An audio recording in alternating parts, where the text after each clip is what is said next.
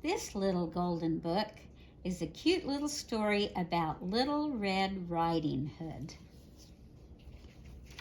Once there was a little girl who lived with her mother in a house at the edge of the forest. The little girl always wore a red cloak and hood that her grandmother had made for her. That's why everyone, even her mother, called her Little Red Riding Hood. One day, Little Red Riding Hood's mother said to her, "Grandmother is not feeling well. I have packed a basket with fruit and cakes and honey. Will you take it to her?" "Yes, Mother," said Little Red Riding Hood. Be careful going through the forest," said her mother, "and don't dawdle along the way. Grandmother is waiting for you."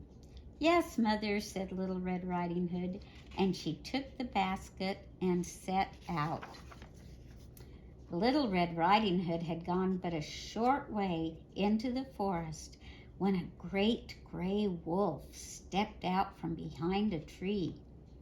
"Good morning, Little Red Riding Hood," said the wolf. "Where are you going on this fine day?" "I'm going to see Grandmother on the other side of the forest," said Little Red Riding Hood.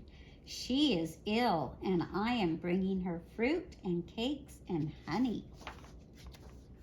"Well, why not bring her some wild flowers as well?" said the wolf. "There are so many to pick from here in the forest." "Oh, I cannot stop," said Little Red Riding Hood. "Mother said I must not dawdle along the way." "Well, picking flowers is not dawdling," said the wolf. "Besides, a bunch of pretty flowers will cheer your grandmother and make her feel better." "Well, perhaps you're right," said Little Red Riding Hood, and she put down the basket and began to pick wild flowers. Meanwhile, the wolf slipped away and sped to the other side of the forest. When he came to Grandmother's cottage, he crept up to the door and knocked. "Who is it?" called Grandmother. "It's I, Little Red Riding Hood," answered the wolf in a high voice. "I have brought you fruit and cakes and honey." "Oh, come in, dear," said Grandmother. "The door is open." As soon as the wolf was inside, he bounded over to the bed and gobbled up Grandmother whole, leaving only her shawl and nightcap. He put on the nightcap and wrapped himself in the shawl. Then he crawled into bed to wait for Little Red Riding Hood.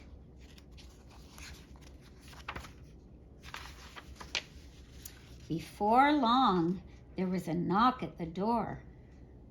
"Who is it?" called the wolf in a high little voice. "It's I, Little Red Riding Hood," came the reply. "I've brought you fruit and cakes and honey and a bunch of pretty wildflowers to cheer you." "Oh, come in," said the wolf. "The door is open." Little Red Riding Hood went in and stood for a moment in the doorway. "Oh, Grandmother," she said, looking over at the bed, "what big ears you have."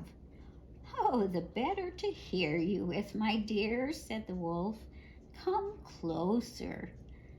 "Oh, Grandmother," said Little Red Riding Hood, stepping into the room, "what big eyes you have."